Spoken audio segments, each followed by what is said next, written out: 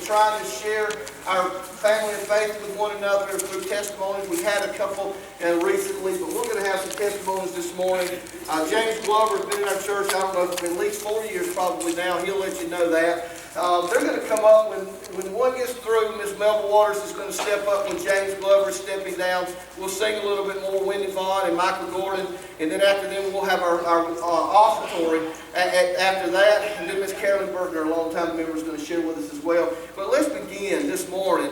Let me introduce to you James Glover if you don't know him. James, come share with us this morning your testimony. Thank you.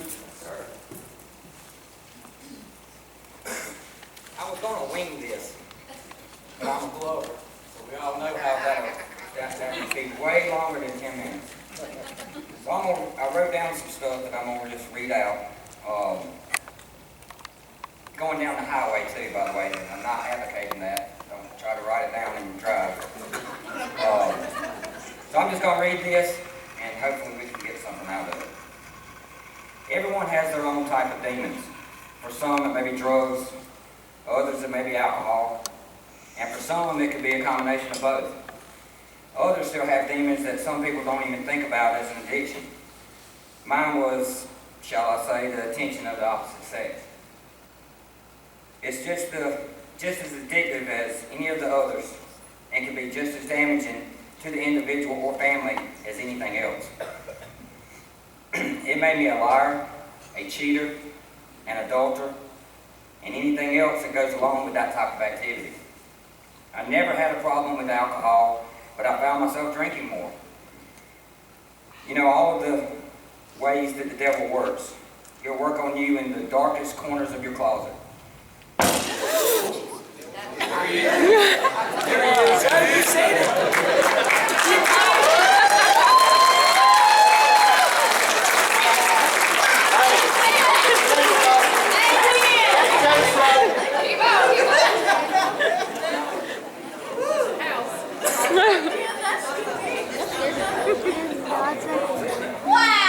Satan trying to stop you.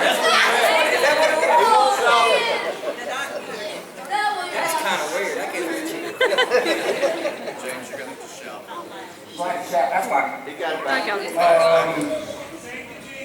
When you try to do right, he will present you with opportunities to do otherwise.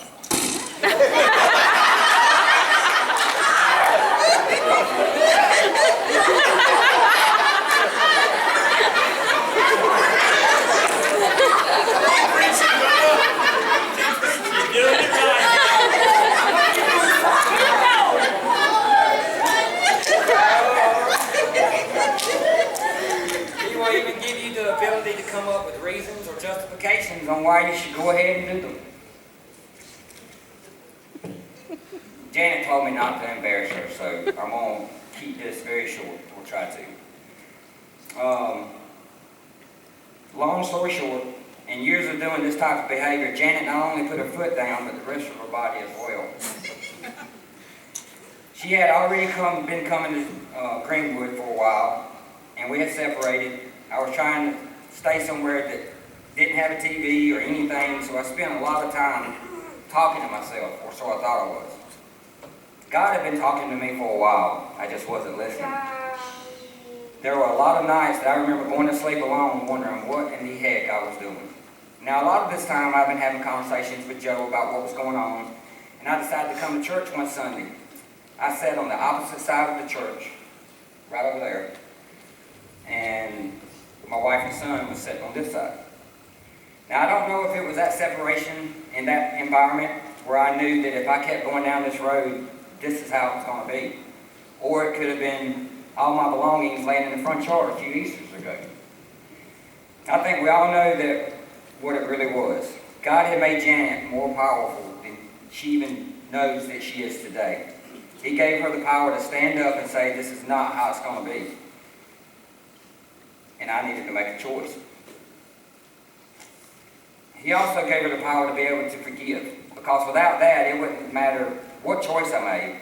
He gave her the power to be able today, after all of that I did to her, and put her and my son through, to be able to look me in the eye and say, I love you. Yeah, it's taken me a long time not to feel ashamed when she says that. So anyway, I made my choice. I quit running with the wrong crowds and I started walking with God. Amen.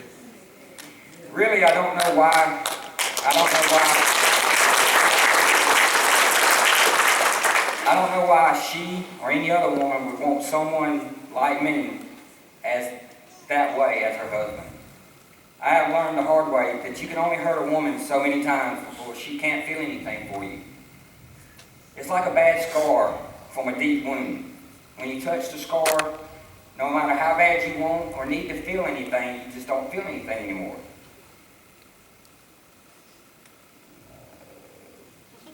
You can only wound a woman so many times. A woman's heart is just the same. There will be so many times that she will develop scar tissue or scars in her heart that she, no matter how bad she wants to or how bad she feels like she needs to, she just can't feel anything anymore. Unless she surrenders her heart to God for Him to heal. That's the only way. So I stand here today a happily married man and a father because of the way God has used people in my life by empowering them to change me to my core. And that's helped me in more areas than just my marriage, my work, my personal life, and others, and just on and on and on. It just never, there's no end to it how it's changed me. But some don't like the change, so you know what? Those that don't like the way I have changed, I don't need them in my life anyway. God is good.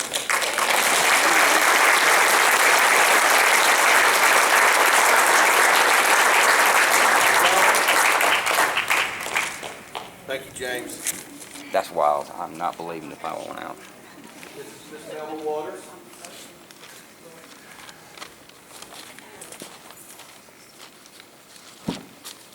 I didn't bring a piece of paper. I've got